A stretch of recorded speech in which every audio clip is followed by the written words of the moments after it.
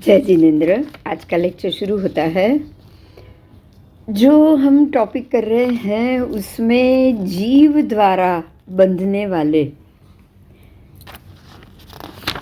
अष्ट आत्मा के 8 प्रदेश की बात है। अष्ट रूचक प्रदेश, 8 रूचक प्रदेश जो आत्मा के ऊपर लगे हुए हैं, उनमें से 4 रूचक प्रदेश किसी के बंद होते हैं, 4 खुले होते हैं, किसी के 8 बंद होते हैं और किसी किसी जीव के 8 खुल जाते हैं, खुले होते हैं। तो आज इसी टॉपिक के ऊपर हम चर्चा करेंगे। और कल जो टॉपिक चला था उसका भी थोड़ा संदर्भ ले लेंगे। वो संदर्भ में परिशहों की बात थी। 9 परिशह एक्चुअली 11 परिशह, 2 परिशह वही कंटिन्यू इधर और होने के कारण, 2 में से 1 होने के कारण टोटल 9 परिशह आएंगे। वेदनीय कर्म के ये 9 परिशह है जो केवली परमात्मा को भी केवल ज्ञान होने के बाद भी जब उनको एक ही कर्म का उदय होता है वो है वेदनीय कर्म। तो वेदनीय कर्म के जब एक कर्म का उदय होता है उनको भी ये परिशह 11 परिशह का कर्म होता है। और इसीलिए परमात्मा महावीर स्वामी को भी केवल ज्ञान के बाद भी वेदना भुगतना आया था, क्योंकि उनका भी वेदनीय कर्म का भोग बाकी था।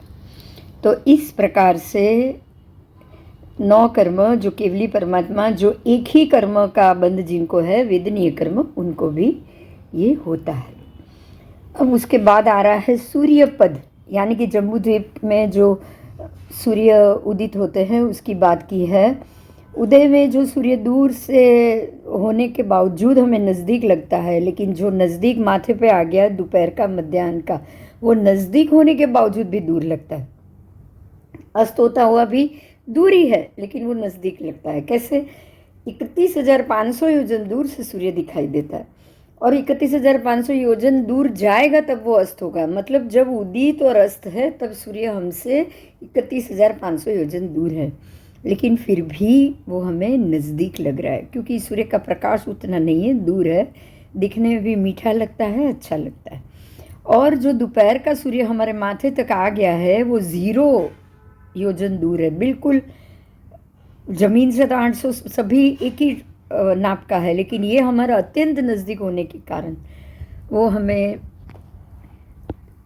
उतनी ही ऊंचाई पे होने के बावजूद वो हमें नज़दीक लग रहा है।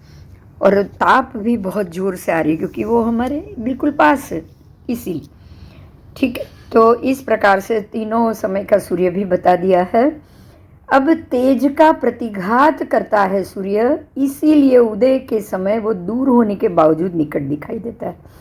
तेज के प्रतिघात के कारण सूर्य अपने तेज के प्रतिघात के कारण बराबर पृथ्वी ऐसे गोलाई में है और स्लोप में है 2, तो आ रहा है वो साइड से घूमते हुए, लेकिन हमें लग रहा है जैसे नीचे से आ रहा है क्योंकि तेज का प्रतिघात ऐसा है ना, क्योंकि पृथ्वी भी स्लोप पे है तो आ तो रहा है साइड से ही, लेकिन साइड से निकलते निकलते वो ऊंचाई पे चढ़ रहा है, इसलिए हमको ये लग रहा है कि ये नीचे से आ रहा है क्योंकि जम्बूद्वीप स्लोप में है।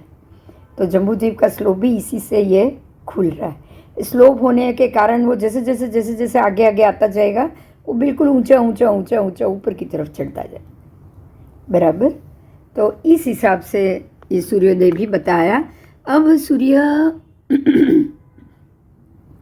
निश्चित रूप से अतीत क्षेत्र में भी गमन करते हैं, वर्तमान में भी गमन करते हैं, भूतकाल में भी गमन करते हैं, लेकिन जब जब जो अतीत में जब वो होता है तब वो वर्तमान में नहीं होता, वर्तमान में होता है तब वो भविष्य में नहीं होता। अतीत समय चला गया है, जब अतीत में सूर्य होता है तो हमें दिखाई नहीं देता, भविष्य में भी आगे जाएगा सूर्य तब भी हमें दिखाई नहीं देगा, लेकिन वर्तमान में हमारे मस्तक के ऊपर से गुजरने के कारण ही वो हमको दिखाई देता है। इसीलिए सूर्य अतीत क्षेत्र में गमन नहीं करते हैं, भविष्य क्षेत्र में भी गमन नहीं करते हैं, किंतु वो भविष्य यानी अनागत क्षेत्र में भी वो गमन नहीं करते, लेकिन वो वर्तमान में ही गमन करते हैं। उसके बाद गौतम स्वामी ने प्रश्न पूछा कि जम्बूद्वीप में सूर्य क्या स्पर्शित क्षेत्र को ही अवभाषित करते हैं, अस्पृष्ट को भी करते हैं? तो परमात्मा ने जवाब दिया, वो स्पर्शित को ही अवभाषित करते हैं। जहाँ होगा वही प्रकाश, जिनको छोड़ दिया वहाँ कोई प्रकाश नहीं। जिधर अब जाना है वहाँ भी सूर्य कोई प्रकाश नहीं देता है। ठीक है, तो इस प्रकार से स्पर्शित को ही सूर्य प्रकाश देता है। अब आगे जाएंगे। जब सूर्य की जो स्पर्शित की प्रकाश देने की क्रिया है वो स्पृष्ट है या अस्पृष्ट, तो वो अपने आप स्पृष्ट हो गई, क्योंकि सूर्य के स्पर्शित होने से ही प्रकाश फैलता है। क्योंकि सूर्य जो वातावरण के पुद्गलों को स्पर्श करेगा, अगर करेगा तो प्रकाश फैलेगा, अगर नहीं करेगा तो प्रकाश नहीं आएगा। आगे जाएंगे। जम्बू द्वीप में सूर्य ऊपर ऊर्ध्व में 100 योजन तक ही तपाते हैं, और तिरछा लोक में वो दोनों तरफ तिरछा में वो 47,263 योजन दोनों तरफ, आगे और पीछे दोनों तरफ इतना। आगे वो मेरू पर्वत तक और पीछे लवण में तो बहुत ज़्यादा आएगा योजन। जहाँ तक सूर्य का प्रकाश जा रहा है वहाँ तक जाएगा, इसलिए उसका कोई यहाँ बताया नहीं है योजन का माप। लेकिन नीचे जमीन के नीचे वो 1800 योजन तक प्रकाश देगा। जो 1000 योजन, 0 से लेके 1000 योजन तक मेरू की ऊंचाई, तो वो 1000 योजन वो आ गए। तो वही दोनों तरफ के जो महाविद्य क्षेत्र में दोनों तरफ के पश्चिम और पूर्व में जो भी प्रदेश नीचे वहाँ अपने विजय जो उतरती है, वो दोनों 1000 योजन नीचे हो गई। तो वहाँ से लेके 1000 योजन ऊंचाई तक ये अपना मेरू का एरिया, और भरत क्षेत्र से ऊंचाई ऊपर, भरत क्षेत्र से लेके ऊपर की ऊंचाई 800 योजन जैसे है, वही मेरू के मध्य से महाविद्य से भी वो 1000, तो अंदर की ऊंचाई ऊपर की 800 योजन भी इसमें जानी जाएगी, बराबर। तो महाविद्य का नीचे का 1000 योजन डेप्थ जो भरत 0 पे मिलता है, और ऊपर का 800, ऐसे 1800 योजन हो गए। 1800 योजन ऊंचाई तक सूर्य का प्रकाश जाएगा। आप बराबर मेरू की लाइन से देखोगे तो मेरू के ही पूर्व पश्चिम महाविद्य के नीचे 1000 योजन नीचे हो गए, और मेरू के ऊपर तो 800 योजन प्रकाश जाना ही जाना। ऐसे 1800 योजन तक सूर्य का प्रकाश जाएगा ही जाएगा। ठीक है, अब आगे। सूर्य, चंद्र, नक्षत्र, ग्रह, तारा सर्वे ऊर्ध्व उपपन्नक है। ऊर्ध्व उपपन्नक यानी कि ऊर्ध्व की तरह, ऊपर की तरह रहने वाले, ऊपर की तरह घूमने वाले। तो यहाँ ये हमारे लिए बहुत बड़ा जवाब है। ये हमारे लिए इतना बड़ा जवाब है कि जो आज का साइंस समझता है कि पृथ्वी जमीन पे नहीं है, पृथ्वी आकाश में ही है और ग्रहों के बाजू में है, इसके लिए सबसे बड़ा जवाब है कि वो समकक्ष नहीं है।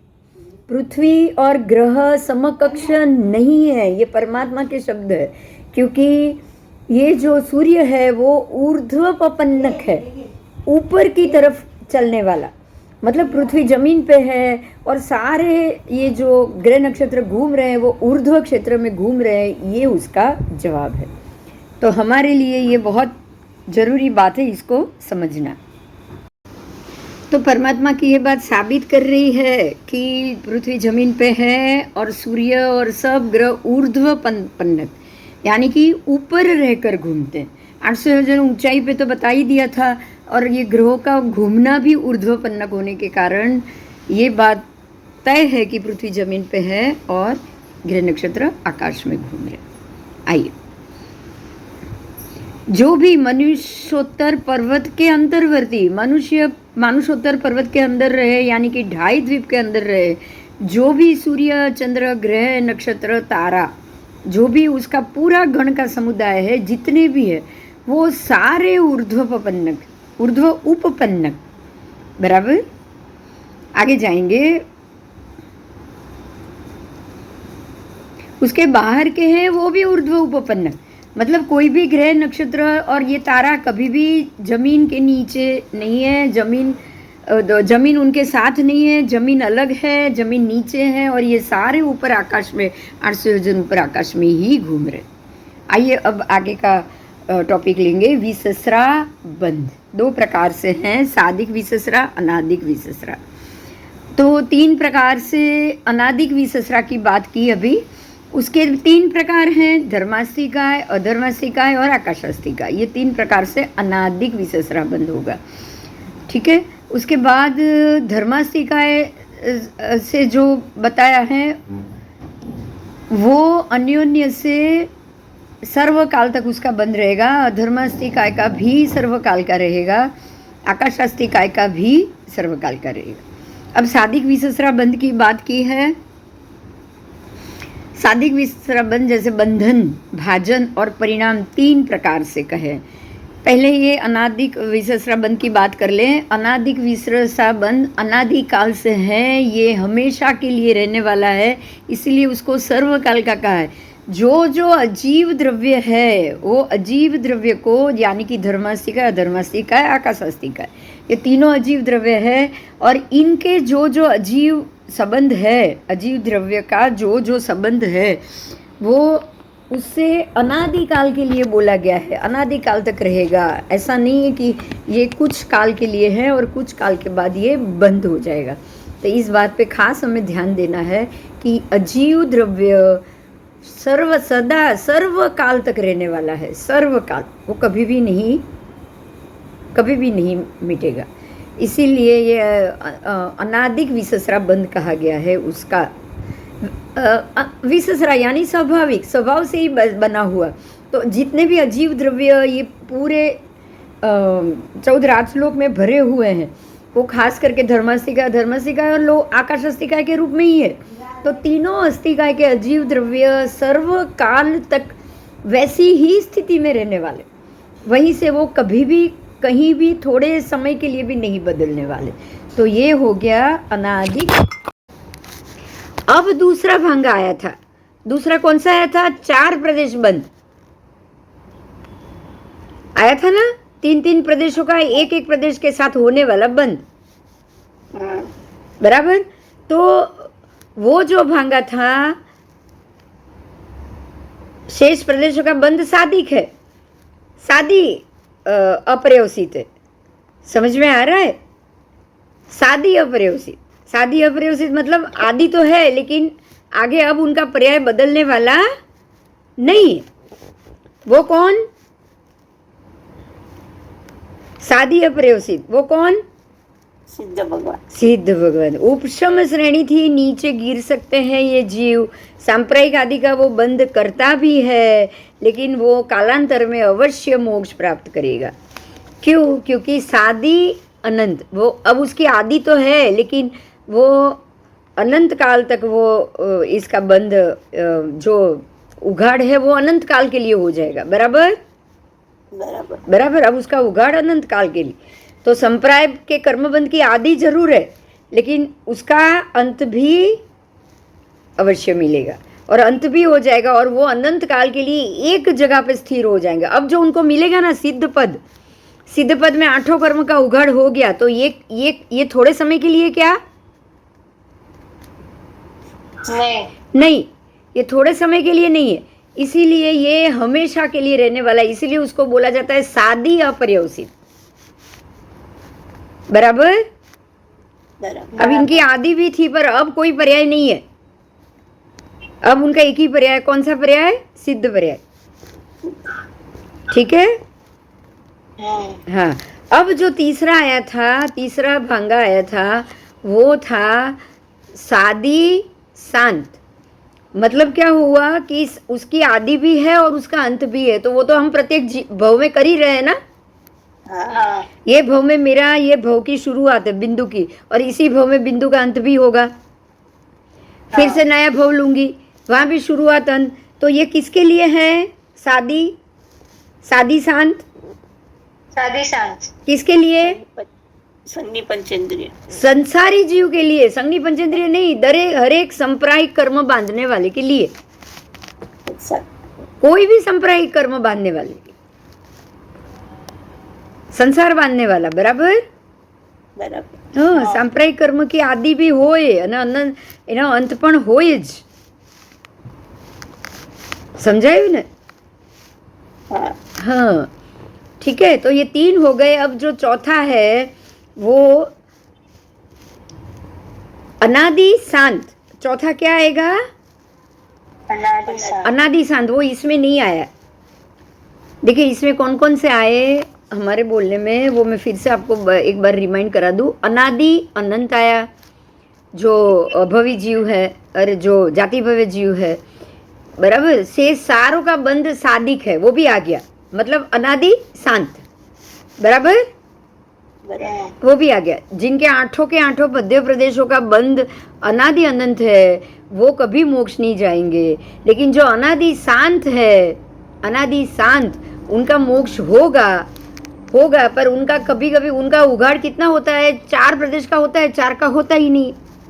अब अभी मेरी बात है, अभी 4 का होता है, 4 का होता ही नहीं। जैसे 4 का कैसे होता है समझिए, बहुत ध्यान से समझिए।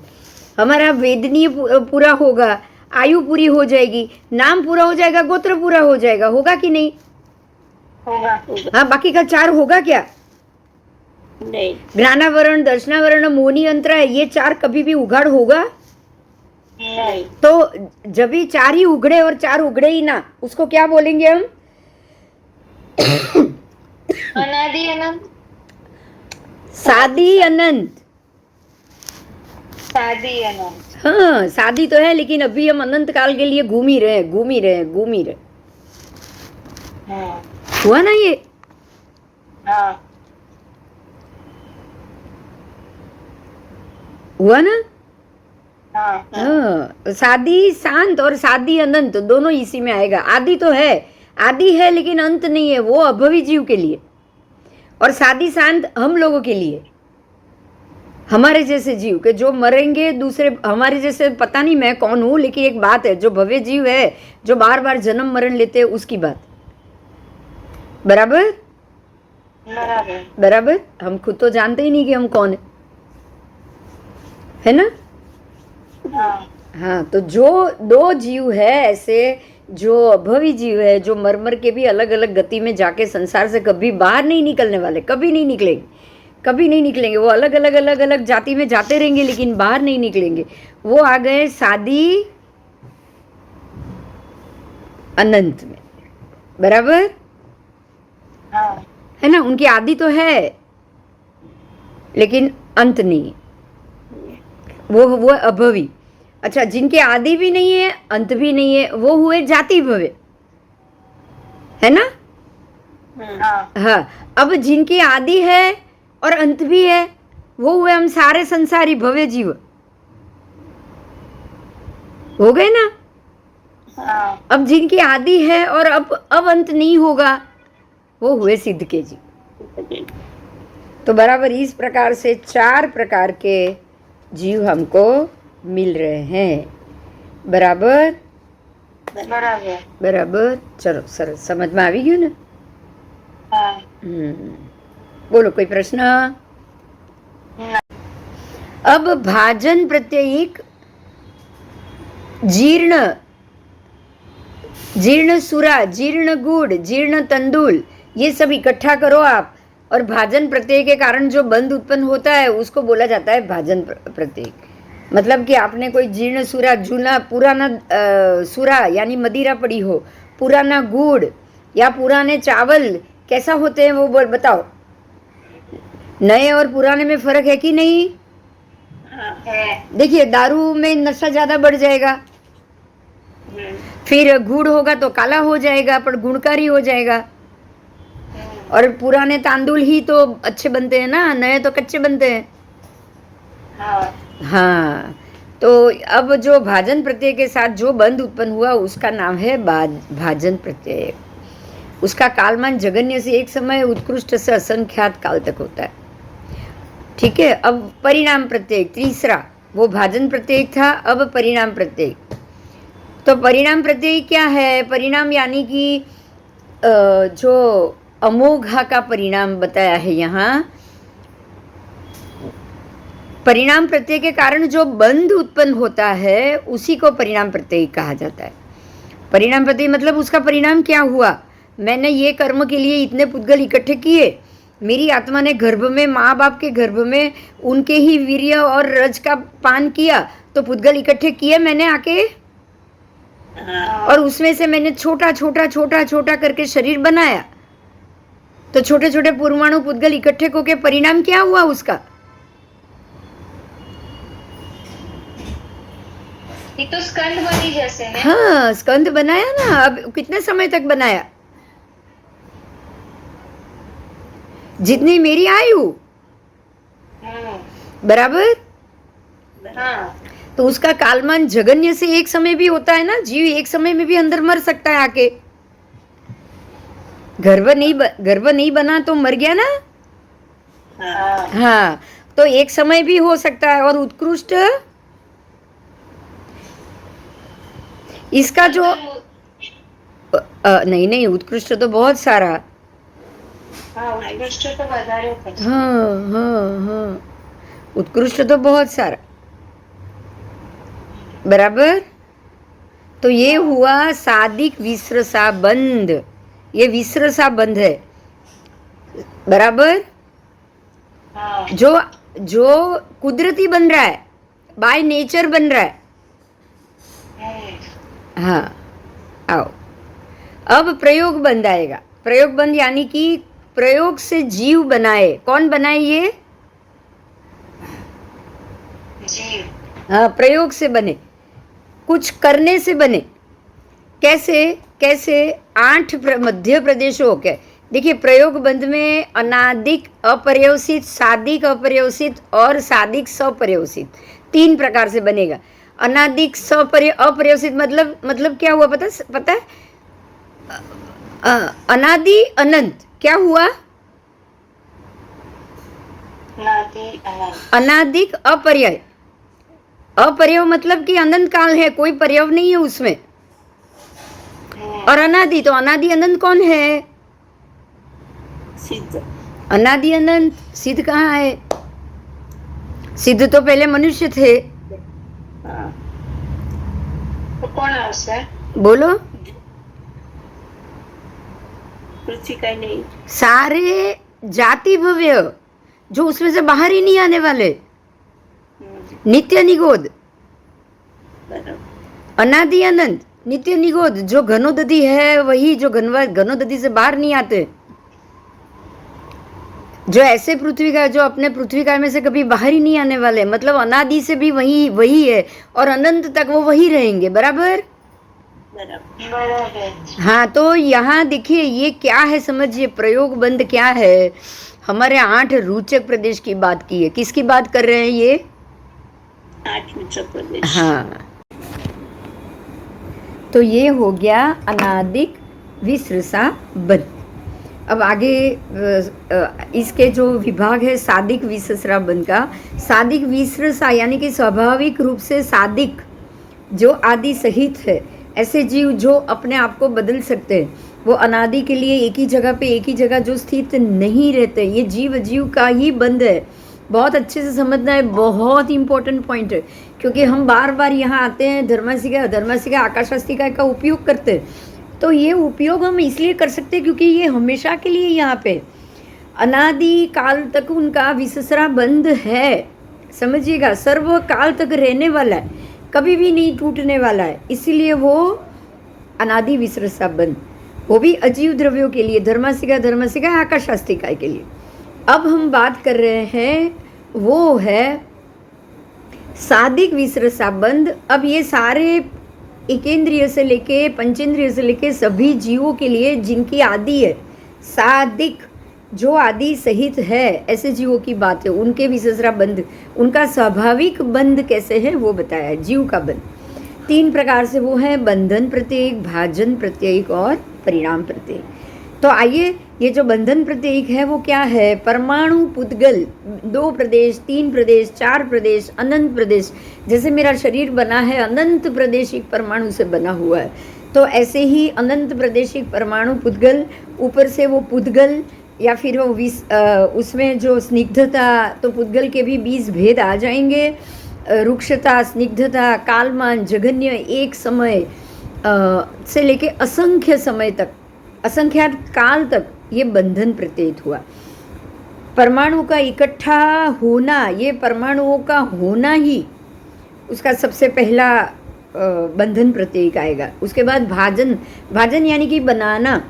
जैसे कि हम चावल इकट्ठा करें, चावल के दाने में बहुत सारे पुद्गल आ गए, कण, उससे एक चावल बना तो वो बनना हो गया, भाजन बन गया।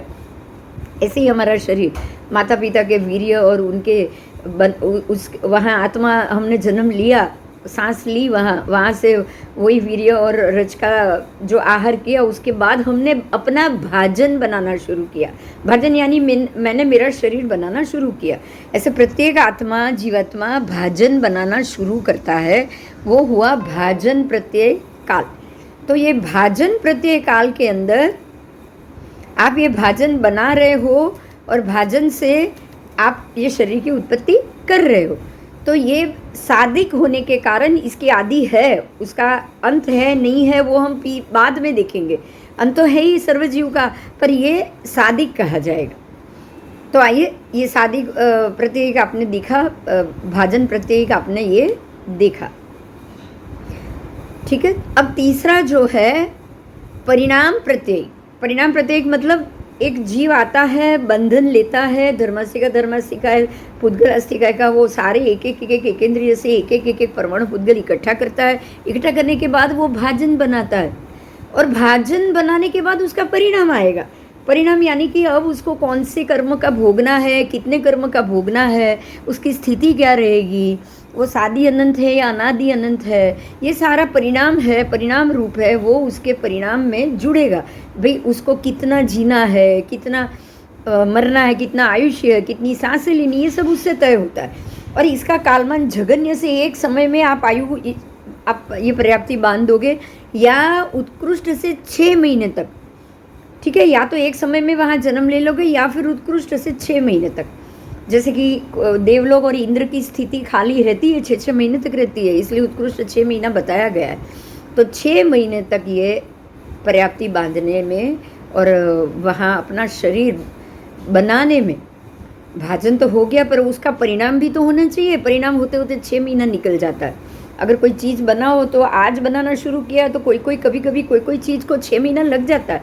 ऐसे यहाँ परिणाम प्रत्यय को उत्कृष्ट से 6 महीना, क्योंकि देव खास करके इंद्र 6 महीने तक उपजते हैं वहाँ, 6 महीने तक उनका जघन्य एक समय है, उत्कृष्ट 6 मास, ठीक है। आइए अब आगे जाएंगे। तो ये तीनों हो गए जीव के भेद, वो अजीव के थे, अब ये जीव के हुए। अब जो जीव का जो, अब ये तो हो गया प्रत्येक, परिणाम प्रत्येक, विस्रसा प्रत्येक हुआ। ये तीनों विस्रसा प्रत्येक का पहला था बंधन प्रत्येक, फिर था भाजन प्रत्येक, तीसरा था परिणाम प्रत्येक। अब आ रहा है प्रयोग बंध। ये सबसे महत्व का मुद्दा है, प्रयोग बंध। प्रयोग का अर्थ है कि मैं खुद अपने अंदर प्रयोग करके, आत्मा खुद अपने अंदर प्रयोग करके एक शक्ति पैदा करती है। और हर एक आत्मा ऐसा नहीं कर सकता। आत्मा की शक्तियों में, हर एक आत्मा में अलग अलग शक्तियों में फ़र्क है। आप सभी आत्मा को आत्मा की दृष्टि से देख सकते हो, लेकिन सबकी शक्ति अलग अलग है, सबकी शक्ति। ये बहुत महत्व का मुद्दा है, ध्यान से सुनिएगा। प्रयोग बंध क्या है, वो भी 3 प्रकार से, अनादि अपर्यव, सादी अपर्यव और सादी सपर्यव। देखिए, अनादि अपर्यव यानी अनादि अनंत, सादी अपर्यव यानी सादी अनंत, और सादी सपर्यव यानी सादी शांत। इसके पर्याय हैं, ये बदलेगा, ये बंद होगा। देखिए, अनादि अनंत यानी कि अनादि अपर्यव, अनादि भी है, ये कभी भी उसकी आदि नहीं है, वो हमेशा से यहाँ है। और अपर्यव है, अब उसको पर्याय नहीं मिलने वाला है। वो जो पर्याय में आज है, अनादिकाल से है, वही पर्याय में आगे भी रहने वाला है। फिर है सादी अपर्यव, मतलब उसकी आदि तो थी, लेकिन अब उसका पर्याय यहाँ से बाहर नहीं निकलना है, उसको यही पर्याय में रहना, इसका पर्याय नहीं बदलने वाला। और तीसरा है सादी सपर्यय, उसकी आदि भी है और इसका पर्याय भी है, इसका पर्याय बाद में भी चेंज हो सकता है। तो ये 3 प्रकार से प्रयोग बंध। प्रयोग यानी कि मैं कर रही हूँ, मेरे करने से हो रहा है, आत्मा के करने से हो रहा है। तो इसके लिए जीव के ये 3 प्रयोग बंध क्या है, तो जीव के अपने 8 मध्य प्रदेश का बंध बताया है। देखिए, जीव का अपना 8 प्रदेश, प्रत्येक आत्मा के 8 प्रदेश होते हैं, उसको बोला जाता है अष्टरूचक प्रदेश। ये आप सब जानते हैं कि आत्मा के 8 रूचक प्रदेश हैं। 8 रूचक प्रदेश अष्ट गुणों से भरे हुए हैं, उसमें 8 गुण भरे हुए हैं और उसके ऊपर आवरण, कर्म के कारण आवरण लग जाता है। कोई शक्ति, आत्मा की शक्ति, वो अपने अंदर वीर्यांतराय उसको अंतराय करे, अंतराय खत्म करेगा तो वीर्य बढ़ेगा और वो ही अपने 8 प्रदेश के ऊपर से वो ये कर्म को हटा देगा तो उसका मोक्ष निश्चित है, ये हम जानते हैं। अब इसको हम और डिटेल से जानेंगे, ये आत्मा के 8 रूचक प्रदेश है क्या और क्या सबके खुले हैं। ये बहुत इंपॉर्टेंट मुद्दा है। मोक्ष जा सकते हैं ये पता है, 8 रूचक प्रदेश को खोलना ये पता है, लेकिन सबके सब आत्मा कर सकता है क्या, सब में ये शक्ति है, ये नहीं पता। अभी आपने जाना अजीव द्रव्य तो कभी भी अपने पर्याय में से बाहर ही आने वाले नहीं, अनादि अनंत काल के लिए वहाँ धर्मासिका, अधर्मासिका, पुद्गलास्तिका, अरे आकाशास्तिका, अनादि अनंत काल के लिए उधर है, वो तो वहाँ से कभी भी बाहर नहीं निकले। अब आगे देखेंगे, जो सबसे पहला 8 रूचक प्रदेशों का बंद, 8 रूचक प्रदेशों का बंद होना, ध्यान से सुनिएगा। 8 जीव के 8 मध्य प्रदेश जो है, आत्मा के जो मध्य 8 प्रदेश बराबर मध्य में, अति मध्य में, जैसे मेरू के नीचे 8 रूचक प्रदेश बराबर मध्य में है, संपूर्ण लोक अलोक सबके मध्य में है, ऐसे ही है हमारा शरीर, उसके बराबर अति मध्य में 8 रूचक प्रदेश। एक ध्यान से एक बात पहले सुन लीजिए, जैसे ही पुरुष बताया है, लोक पुरुष खड़ा हुआ, उसके बराबर पेट में नाभि बराबर मध्य भाग में, क्योंकि 7 रज्जु नीचे, कमर के नीचे, नाभि के नीचे के भाग में ये 8 रूचक प्रदेश है। उसके ऊपर मेरू, जम्बू भी ऊपर, और उसके ऊपर सीधे देवलोक, 12 देवलोक, फिर ग्रैवयक, फिर सिद्धशिला, सब उसके ऊपर के भाग में, और कमर से नीचे 7 नरक, तो बराबर कमर में मध्य भाग आएगा, अति मध्य भाग, ऊपर से नीचे 14 राजलोक का अति मध्य भाग, बराबर। ऐसे ही 14 राजलोक का भी अति मध्य भाग। तो लोक पुरुष और हमारा शरीर बिल्कुल एक जैसा। जब ये शरीर में हम आएंगे तभी हम ये अष्टरूचक प्रदेश का उपयोग कर पाए। बाकी तिर्यंश में जाओ, किसी भी शरीर में जाओ, जब तक लोक पुरुष जैसा आपका शरीर नहीं बना तब तक आप ये नहीं कर पाओगे। इसके लिए बहुत महत्व का आपको समझना ये है कि जब भी अगर कोई जीव केवली समुद्घात करता है तब वो अपने ही 8 रूचक प्रदेश, देखिए केवली समुद्घात कब करेगा, 4 घाती कर्म का क्षय हो गया, 4 अघाती बाकी, और 4 अघाती में जैसे आयुष्य कर्म है बराबर उसके 3 कर्म आयुष्य के बराबर उसको करने।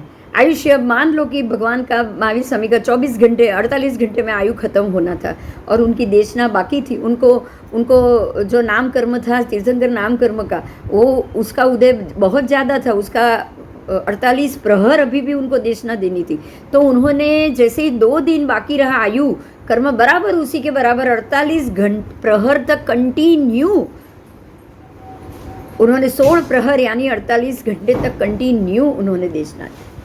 तो आयुष्य कर्म के बराबर नाम कर्म करना है और बराबर ये सबको एक समान करने के लिए केवली समुद्घात होता है। केवली समुद्घात करते वक्त बराबर जो लोक पुरुष है बराबर मध्य में मेरू, नाभि के नीचे 8 रूचक प्रदेश, वो जीव केवली परमात्मा का जीव बराबर दंड प्रमाण शरीर बनाएगा, अपने 8 रूचक प्रदेश को इस मेरू के नीचे के 8 प्रदेश के ऊपर लाएंगे, उसके ऊपर उसको लगाएंगे और सारा उनका जो 3 बाकी का जो कर्म है उसको भोगेंगे, भोग के ख़त्म करेंगे। और वो ख़त्म कर दे जब तक वो उनके 8 रूचक प्रदेश बिल्कुल रिक्त ना हो जाए कर्मों से। आयुष्य तो बाकी रहेगा, क्योंकि 5 रस्वाक्षर जितना आयु बाकी रहता है तभी ये होता है, तब ही ये क्रिया होती है जिसको केवली समुद्घात कहा जाता है। तो 5 रस्वाक्षर समय खत्म होगा, साथ में ही उनका ये आयुष्य खत्म होगा, आयुष्य और ये उनके ये कर्म। तो इस प्रकार से वो सारे 14 राजलोक प्रमाण दंड बना के 8 समय में पूरा वो तीनों जो बाकी कर्म है अघाती वो पूरा करेंगे, भोग के पूरा करेंगे 8 ही समय में। और फिर उनका आयु और ये 4 अघाती खत्म, घाती पहले से खत्म, 8 कर्म खत्म। तो आठों के आठों मध्य प्रदेश का उघाड़ हो गया पूरा, कोई कर्म बाकी नहीं, और बाद में वो मोक्ष जाएंगे। तो ये प्रक्रिया है अनादि अनंत। अब यहाँ हम आ रहे हैं 8 रुचक प्रदेश के मुद्दे पे। तो जीव के 8 मध्य प्रदेशों का बंध अनादि अपर्यव, जिनको भी अनादि अपर्यव है उनके 8 प्रदेशों का बंद होता है, उघाड़ नहीं हो सकता। जिनका ये 8 मध्य प्रदेश का बंद अनादि अपर्यवसित है उसकी बात हो रही। तो ये अनादि अनंत जो जीव कभी भी, जिनकी आदि भी चालू ही है अनादिकाल से, ऐसा नहीं कि अभी आए हैं, मतलब आ ही रहे और अनंत काल तक वो उसी में रहने वाले, वहाँ से वो बाहर ही नहीं निकले, कभी उनकी आदि होगी नहीं दूसरे में। वो है जाति भवे, घनोदधि के जीव, घनवाद के जीव, तनवाद के जीव, उसी के अंदर ही उसी में रहेंगे। बहुत सारे नित्य निगोदी जीव, पृथ्वी अब के भी नित्य रहने वाले जीव, वो सारे वहीं के वहीं रहे। तो ये हो गया अनादि अनंत। अब इनके 8 के 8 मध्य प्रदेश का उघाड़ ये बंदी है, उसका बंद किया हुआ है उन्होंने अनादि अपर्यव। ये कर्म बंद भोग रहे हैं अनादि अपर्यव। अनादि अपर्यव का कर्म बंद भोगने के कारण वो बिल्कुल उघाड़ में है ही नहीं, उघाड़ पाएंगे ही नहीं, मतलब उनमें शक्ति ही नहीं, उनमें ऐसी शक्ति ही नहीं। अब जीव के उन 8 मध्य प्रदेशों में 3 प्रदेश और 3 प्रदेश का एक प्रदेश के साथ होने वाला बंध, तो 3 प्रदेश और एक प्रदेश के साथ होने वाला बंध मतलब 4 प्रदेश हो गए। तो जब ये 4 प्रदेश का बंध जो कर पाएंगे, जो 4 का कर पाएंगे, तो वो 4 प्रदेश के बंद करने वाले जीव अनादि अपर्यव, शेष जो नहीं कर सकते, 4 का नहीं कर सकते, मतलब जो 8 का नहीं कर सकते वो अनादि अपर्यव, शेष 4 प्रदेशों का बंध सादिक है, सादी अपर्यव। वो अनादि अपर्यव थे, 8 का नहीं कर पाए, 4 का नहीं कर पाए, सादी अपर्यव। अब इसको समझेंगे। अनादि अपर्यव मतलब जो कभी भी वो जाति से बाहर ही नहीं आएंगे, क्योंकि उनके 8 के 8 बंद। सादी अपर्यव का अर्थ ये हुआ कि 4 कर्म खुल सकेंगे, 4 नहीं खुल पाएंगे। 4 कौन सा खुलेंगे? 4 खुलेंगे उनके अघाती, अघाती को वो खोल पाएंगे। नाम, गोत्र, है ना, वेदनीय और आयु, ये चारों अघाती है। अघाती खोल पाएंगे, नाम, गोत्र, वेदना और आयु, ये खोलेंगे तो उनको हर जन्म मिलता ही रहेगा। लेकिन जो 4 घाती है वो कभी भी नहीं खोल पाएंगे। यही कारण है कि उनका 4 घाती ना खुलने के कारण कभी भी मोक्ष जाना संभव नहीं है। इसलिए उनको अभवी जीव कहते हैं। अभवी, वो भव्य नहीं, वो कभी भी मोक्ष नहीं जा पाए। वो कोई भी जाति में जा सकते, किसी भी 84 लाख योनि में से किसी भी योनि में वो जन्म मरण कर सकते, क्योंकि उनके 4 अघाती खुले हैं, 4 घाती नहीं खुले हैं। 3 प्रदेशों का एक आयु के साथ, नाम, गोत्र और वेदना का आयु के साथ उनका तालमेल हो रहा है, और बाकी के साथ उनका तालमेल, बाकी के 4 तो खुली नहीं है, ठीक है। तो नाम, गोत्र, आयु के साथ, नाम, गोत्र, अंतराय, वेदना के साथ आयु जुड़ गया, इसीलिए वो जन्म मरण लेते रहेंगे। मगर सादी अपर्यवसित, यानी कि कभी भी पर्याय बदल के वो जीव योनि से, संसार से पर्याय बदल के मोक्ष में कभी नहीं जा पाए। तो ये हुआ। अब सिद्धों के जीव की बात। तीसरा पद आया है सादी सपर्यव, यानी कि ये जीव सादी है, सपर्यव है। तो सादी सपर्यव होने का ये हो गया कि उनके पर्याय भी बदलेंगे, और सादी है तो उनके आदि भी है। मतलब ये 8 कर्म थोड़े थोड़े खुले हुए हैं, पूरा नहीं खुला है, तब तक वो घूमते रहेंगे। तो ये भव्य जीव हो गए। मतलब भव्य जीव है जो संसार में है, कभी भी मोक्ष जा पाएंगे, पर अभी उनके सादी सब शांत वाला जो चल रहा है, उसी के कारण वो सादी अनंत में नहीं गए। बराबर सादी शांत है, भव्य जीव है, संसार में घूम रहे। हाँ, मोक्ष कभी भी जा सकते हो, उसमें मना नहीं। अब जो चौथा आया है वो सादी अनंत, ये सबसे बढ़िया है।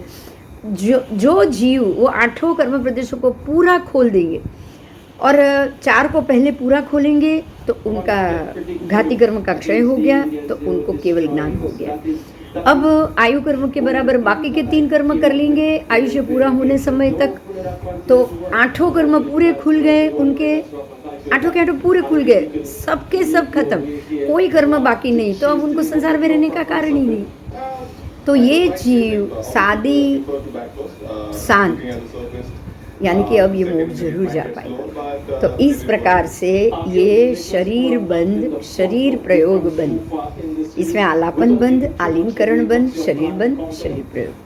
तो ये सब चीज़ आज हमने यहाँ पे जानी। बहुत ही महत्व की बात है।